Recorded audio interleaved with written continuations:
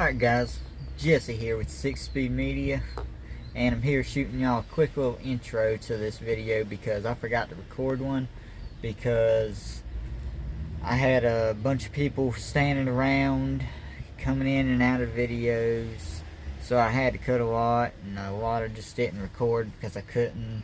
I had people asking me all kind of questions on why I'm doing this or why I'm doing that or why I didn't do this. So what I done is I just put the camera down and I recorded what I could. So I'm gonna try to give y'all as much information as I can, and hope y'all enjoy the video.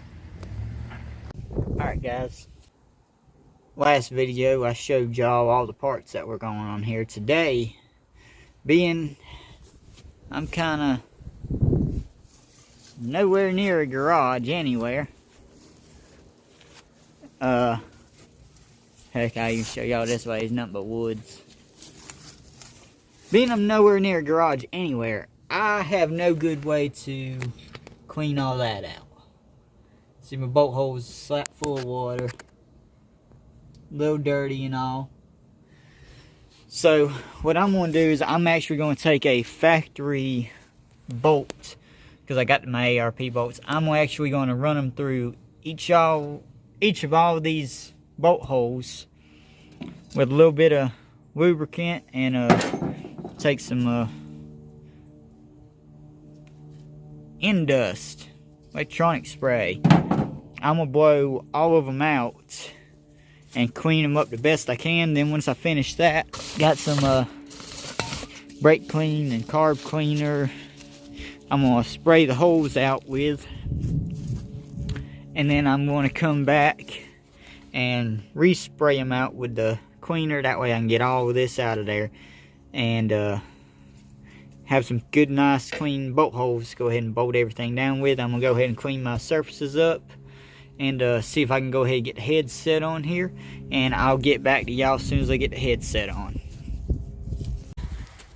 Okay, got the head set on, torqued down. I've got the alternator just kind of in place for now, and I've got the rocker arms and valve covers, and most all this stuff is all set in place right now.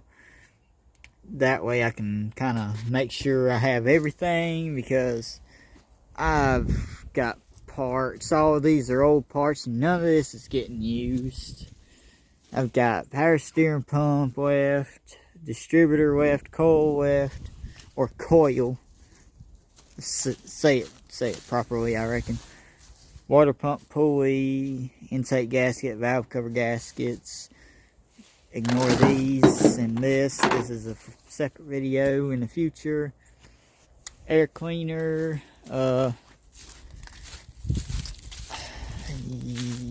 AC compressor, intake. This exhaust manifold needs to be bolted up. I already have the passenger in place. But yeah, so this is where I'm at today. This is probably about where I'm going to end the day today, and I will pick it back up tomorrow, which will be like 2 seconds from now for y'all. And I've got to go get me a thermostat gasket because that one was about shot, so I just went ahead and pulled it off. Do everything while I'm here, I reckon. That's it for this part of the video. I'll get this all done and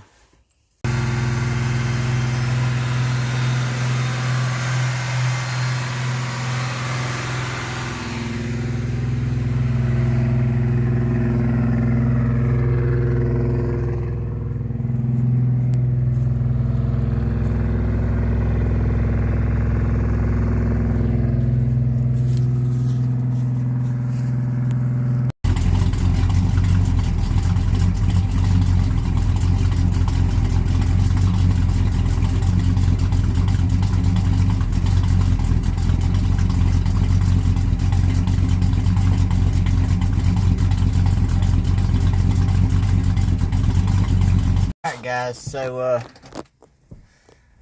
sorry, I have no lighting. My phone is on like 13%.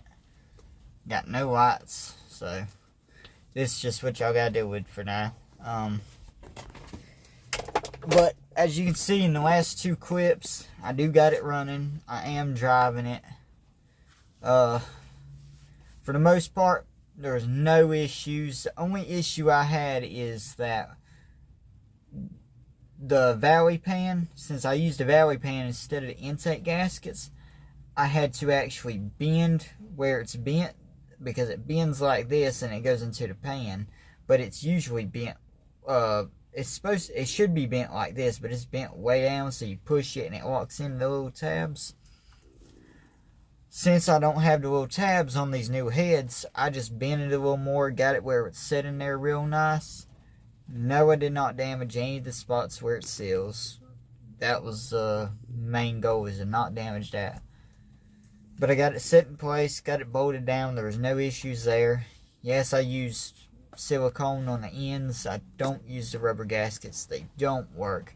I tried it back when I first worked on the truck and it did not work at all. So I don't recommend using those with the valley pan gasket. Just use silicone on the top and the bottom,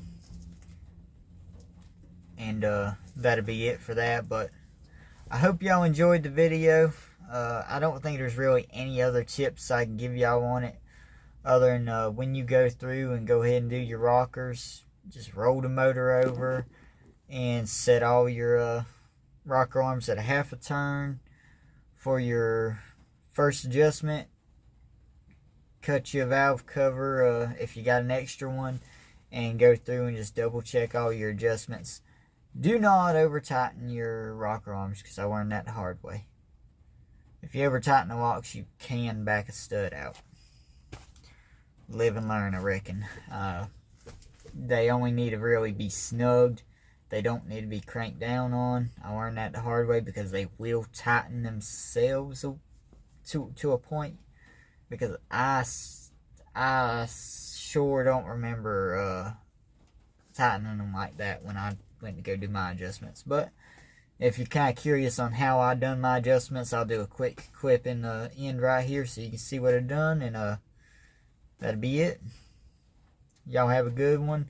Please like and subscribe. I hope I helped y'all with anything that y'all had any questions about, and hope you enjoyed the videos.